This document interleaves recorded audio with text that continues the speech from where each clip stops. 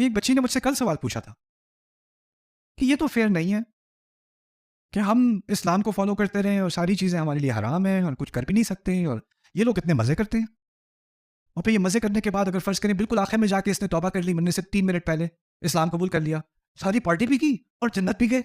मैं सारी ज़िंदगी नमाज़ पढ़ती रही, ये करती रही, उसके तो ये दैट्स नॉट फेयर। इसमें क्या इंसाफ है भी? तो मुझे ये फेयरनेस समझ नहीं आ रही। उससे अच्छी अच्छी कल गपशप हुई बच्ची से, अच्छा सवाल था। मुझे बहुत सारे लोगों ने ये सवाल पूछा है। और जवाब बताओ कि नहीं बताओ?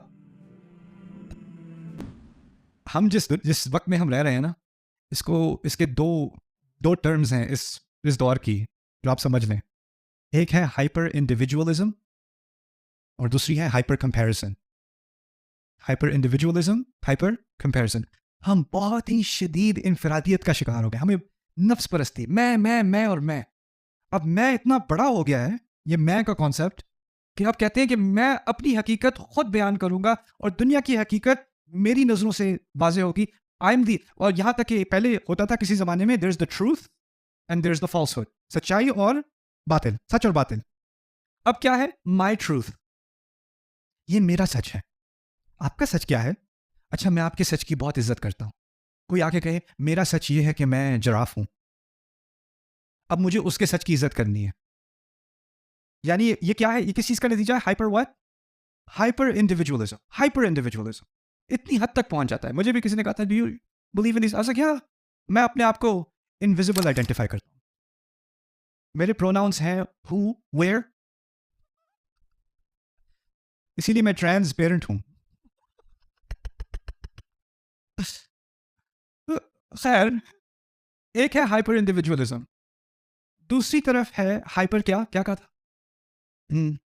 आप सोशल मीडिया पे किसी और की शादी की वीडियो देख रहे हो, फिर किसी और की शादी की वीडियो देख रहे हो, और वीडियो देखते क्या, हाँ हाँ, उनकी तो 3 बेटियां, उनकी तीनों की शादी हो गई, हमारी तो बस एक ही है, उसकी अभी भी कोई रिश्ता नहीं आ रहा। मेरा भाई जो है वो इतना स्टूपिड है, लेकिन उसको जॉब मिल गई, मुझे क्यों नहीं मिलती? ये तो ऐसे हैं, ये तो ये है, ये उन लोगों ने तो इतने गुनाह किए और वो तौबा करके मर गए, उनकी छुट्टी, और मैं नमाजें पढ़ता रहूं।